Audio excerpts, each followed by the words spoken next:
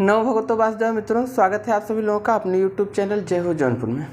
चलिए भैया, पिछली वीडियो में हम लोगों ने सिद्ध साहित्य को देख लिया था। आज हम लोग नाथ साहित्य के बारे में देखेंगे कि नाथ साहित्य होता क्या है और नाथ साहित्य में आए कौन कौन से हैं ना, इनकी संख्या कितनी होती है, इन सब चीज़ों को आज हम यहाँ देखेंगे। तो जितने लोग भी वीडियो को देख रहे हैं भैया, लाइक कर दें और शेयर कर दें। तो आइए बिना समय लिए हुए हम लोग शुरू करते हैं नाथ साहित्य को। ठीक, नाथ साहित्य।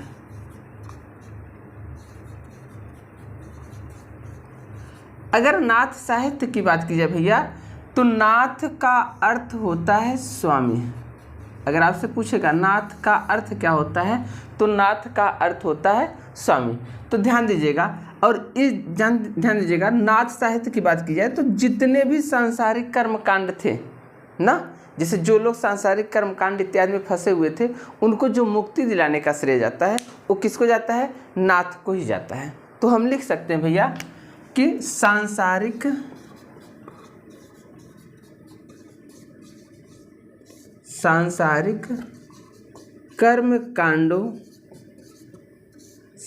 कर्मकांडों आदि में फंसे हुए लोगों को मुक्ति दिलाने का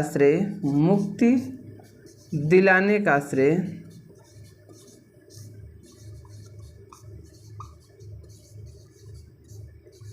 नाथ साहित्य को जाता है।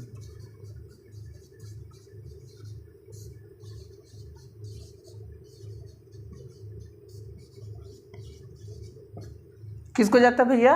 नाथ साहित्य को। यानी सांसारिक कर्मकांडों में फंसे हुए जितने भी लोग थे भैया, ठीक, इनको मुक्ति दिलाने का जो श्रेय जाता है वो किसको जाता है? नाथ साहित्य को। अच्छा, अब बात आती है नाथ थे कौन, या नाथ के सबसे पुराने नाथ कौन थे। तो ध्यान दीजिएगा, तो अगर हम कहें नाथों के इष्ट देव ना, जैसे आपके यहाँ पंडित जी आते हैं और लास्ट में पूजा वूजा करवा लेते हैं, तो लास्ट में कहते हैं बोलिए इष्ट देवताभ्यो नमः स्वाहा। तो इष्ट देव का मतलब जो आपका हित चाहता है। ठीक, तो यहाँ इष्ट देव, नाथों के इष्ट देव कौन थे? नाथ किसको सबसे ज़्यादा मानते थे? तो नाथों के इष्ट देव आदिनाथ शिव थे।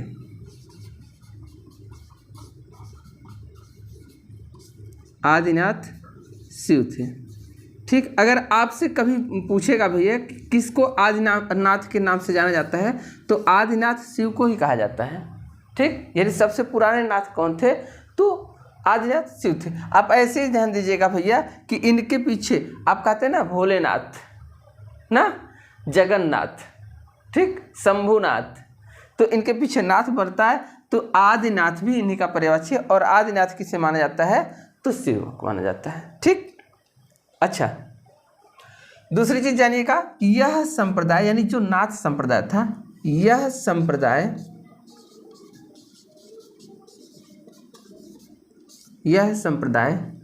सिद्ध संप्रदाय का या सिद्ध साहित्य का,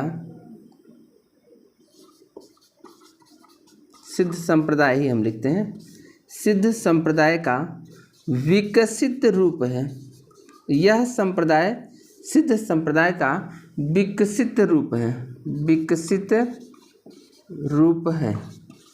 यह संप्रदाय सिद्ध संप्रदाय का क्या है भैया? विकसित रूप है। ठीक, अच्छा, दूसरी चीज, अगर आपसे पूछता भैया नाथों की कुल संख्या कितनी होती है, तो नाथों की कुल संख्या 9 होती है। तो हम यहाँ लिख सकते हैं नाथों की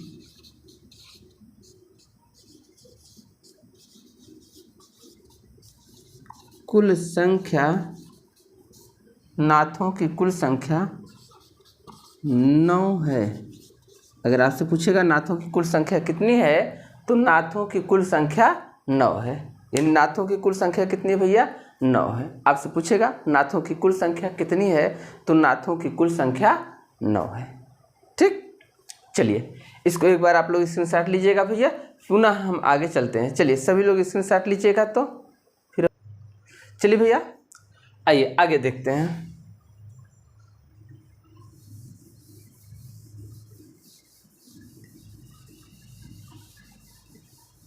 चलिए अभी आपने देखा नाथों की संख्या कितनी है, 9 है।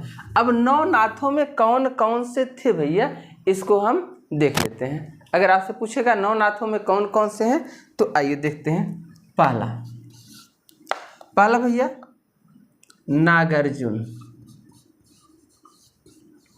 सिद्धों की संख्या 84 थी, नाथों की संख्या 9 है। पहले नागार्जुन। दूसरा जड़ भरत। कौन भैया, जड़ भरत। दूसरे कौन थे, जड़ भरत। तीसरी बात की जाए तो हरिश्चंद्र। तीसरा हरिश्चंद्र। चौथा भैया सत्यनाथ।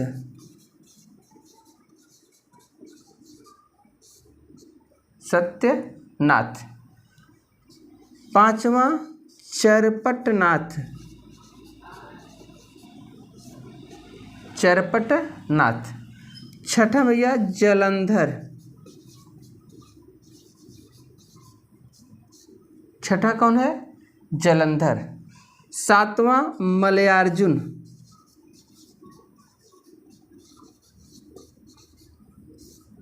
सातवां कौन है, मलयार्जुन। आठवां गोरखनाथ। ध्यान दीजिएगा, नाथ संप्रदाय का प्रवर्तक गोरखनाथ को ही माना जाता है। इन्होंने सबसे ज़्यादा प्रचार प्रसार किया था और सबसे ज़्यादा श्रेय इन्हीं को जाता है, गोरखनाथ जी को। और नवा है भैया भीमनाथ। नवा कौन है, भीमनाथ। इन नाथों की संख्या हो गई भैया। अगर आपसे पूछेगा नाथों की कुल संख्या कितनी है, तो नाथों की कुल संख्या 9 है। ठीक, नागार्जुन, जड़ भरत, हरिश्चंद्र, सत्यनाथ, चरपटनाथ, जलंधरनाथ, मलयार्जुन, गोरखनाथ और भीमनाथ। ये इनकी संख्या कितनी हो गई, तो इनकी संख्या हो गई 9। नाथों की संख्या 9। चलिए एक बार इनका भी स्क्रीनशॉट लीजिएगा भैया, फिर आगे हम कुछ पॉइंट को देखते हैं। चलिए सभी लोग स्क्रीनशॉट लीजिएगा एक बार। चलिए भैया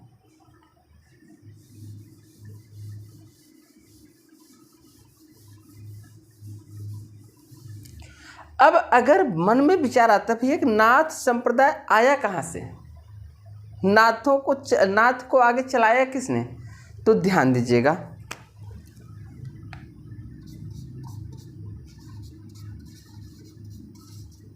नाथों को चलाने का श्रेय या नाथ संप्रदाय को चलाने का श्रेय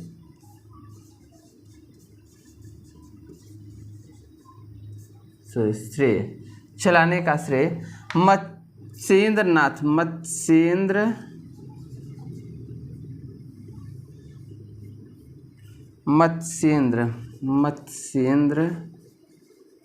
नाथ। इन्हीं को कहते हैं भैया मीननाथ और इन्हीं को कहते हैं मच्छंदरनाथ। मत्स्येंद्रनाथ या मच्छंदरनाथ। मच्छंदरनाथ को जाता है, मत्स्येंद्रनाथ या मच्छंदरनाथ को जाता है। ठीक, फिर ध्यान दीजिएगा, नाथ संप्रदाय का प्रवर्तक नाथ संप्रदाय का प्रवर्तक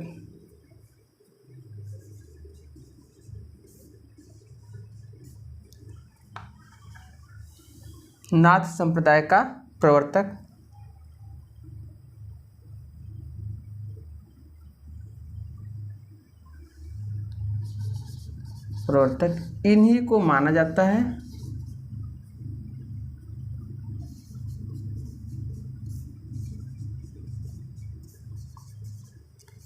और नाथों में इनका स्थान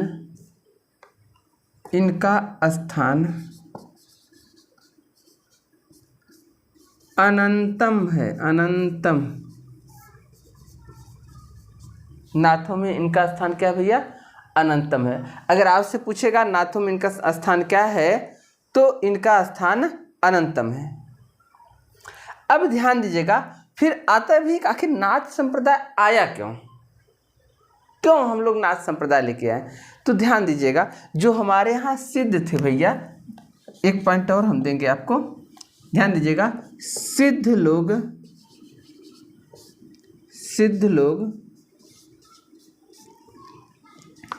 नारी भोग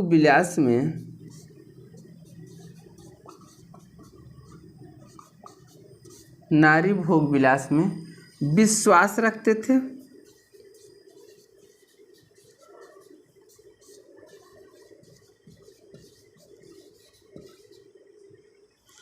ठीक, नारी भोग विलास में विश्वास करते थे, जबकि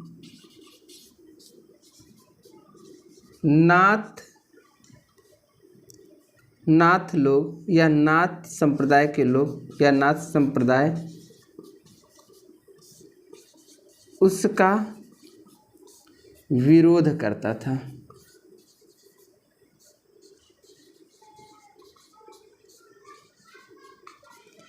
ठीक, यानी जो सिद्ध लोग थे भैया, वो नारी के साथ रहना, नारी के साथ भोग विलास करना, ये नारी के द्वारा वो कहते थे कि अगर हम संतुष्ट रहेंगे तो हमारा ध्यान सिद्धता में ज़्यादा लगेगा, योग में ज़्यादा लगेगा। इसलिए उन नारी भोग विलास में क्या करते थे? विश्वास करते थे। और जो नाथ साहित्य थे वो नारी भोग विलास में विश्वास नहीं करते थे, उसका विरोध करते थे। ये कहते थे कि हमारे साधन के रास्ते में स्त्री क्या है? रोड़ा है, ऐसा ये कहते थे। लेकिन वो लोग जो सिद्ध साहित्य के लोग थे वो कहते थे नहीं, नारी अगर है तो नारी के भोग विलास द्वारा हम क्या करते हैं भैया, एक बार अपने योग को अपना सकते हैं, क्योंकि उस समय नारी भोग विलास के बाद हमारा मन क्या होता है? स्थिर हो जाता है। ऐसा किसने कहा था? सिद्ध लोगों ने कहा था, जबकि नाथ लोगों ने इसका विरोध किया। एक बार स्क्रीनशॉट लीजिएगा, फिर हम आगे चलते हैं भैया। चलिए सभी लोग स्क्रीनशॉट लीजिएगा।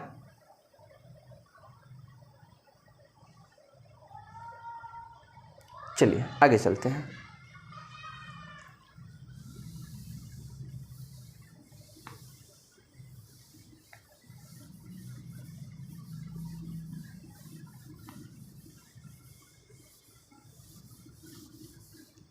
चलिए भैया, अगर हम देखते हैं कि इनकी गुरु परंपरा में सबसे पहला कौन था, तो ध्यान दीजिएगा, नाथों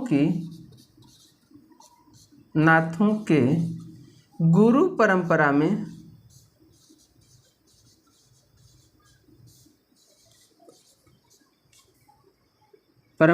सबसे पहले गुरु परंपरा में सबसे पहले आदिनाथ शिव थे।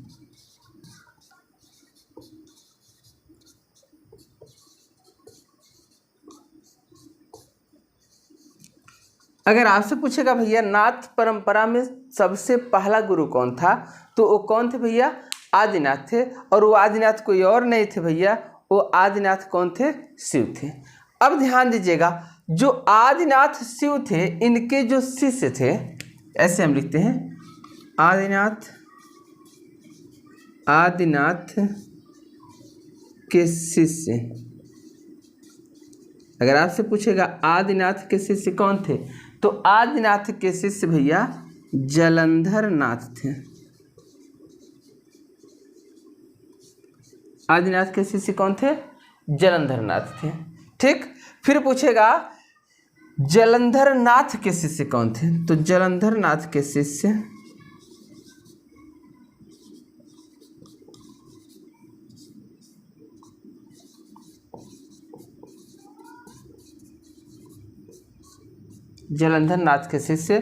मत्स्येंद्रनाथ,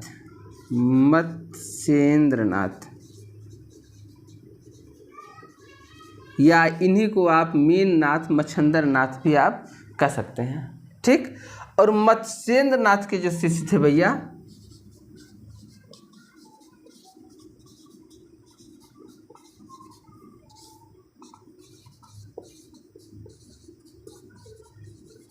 मत्स्येंद्रनाथ के शिष्य गोरखनाथ।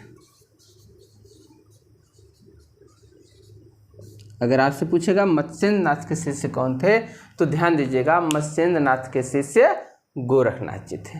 ये इनकी शिष्य परंपरा थी भैया, ठीक। और इसी शिष्य परंपरा को लेकर ये आगे बढ़ रहे थे। आज आपके जो मुख्यमंत्री योगी आदित्यनाथ जी हैं वो भी नाथ संप्रदाय के शिष्य परंपरा में ही आगे आते हैं, ठीक। तो अब अगर पूछेगा नाथ संप्रदाय को सबसे ज़्यादा बढ़ाने का, सबसे ज़्यादा फैलाने का श्रेय किसे जाता है, तो नाथ संप्रदाय को सबसे ज़्यादा बढ़ाने और फैलाने का जो श्रेय जाता है वो किसे जाता है भैया, गोरखनाथ को जाता है। किसको जाता है, गोरखनाथ को जाता है। और नाथ का अर्थ अगर पूछेगा तो नाथ का अर्थ आप लोग समझ चुके हैं। नाथ माने होता है प्रभु, स्वामी, अधीश्वर, पति, ये सब इष्ट, ये सब नाथ, ईश, ये सब नाथ का क्या होता है, अर्थ होता है। अब इसके बाद भैया हम लोग इसमें से एक, जैसे आदिनाथ और जलंधर नाथ, इनको आप जानते ही हैं, ठीक। जलंधर नाथ के शिष्य मत्स्येंद्र नाथ, इन्होंने नाथ संप्रदाय का प्रवर्तन किया, यहाँ से हमारा प्रमाण मिलता है, तो यहीं से हम लोग देखना शुरू करेंगे। तो अगली वीडियो हम लेके आते हैं भैया आप सभी लोगों के बीच मत्स्येंद्र नाथ की ना। अगर समय बचता है तो मत्स्येंद्र नाथ, गोरखनाथ सबको हम एक वीडियो में देख के ख़त्म कर देते हैं, ठीक। तो आज के लिए बस इतना ही। सभी लोग वीडियो को लाइक करें, शेयर करें भैया, और हम लोग अब साथ साथ चलते हैं। कोशिश करता हूं कि आगे का दिन आपका गैप नहीं जाएगा। बाकी सभी लोगों को आज के लिए ढेर सारी शुभकामनाएं और बधाइयाँ। धन्यवाद भैया।